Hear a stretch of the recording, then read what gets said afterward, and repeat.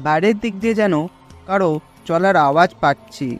তখন আমি ভাবছি, ওই মনে হচ্ছে মাছ চুরি করতে আসছে। আজকে বেটাদের ধরেই ছাড়বো, কে মাছ চুরি করতে আসে। বাইরে বেরিয়ে দেখি পুকুর পাড়ে কেউ একজন বসে আছে। একটু সামনে এগিয়ে দেখি সেখানে একটা মহিলা বসে আছে।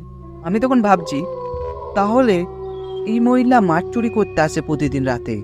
আমি তখন মহিলাটাকে একটু জোরেই বললাম, এই যে আপনি তাহলে আমার মাছ চুরি করতে আসেন প্রতিদিন রাতে, আপনি এখনো বসে আছেন কেন?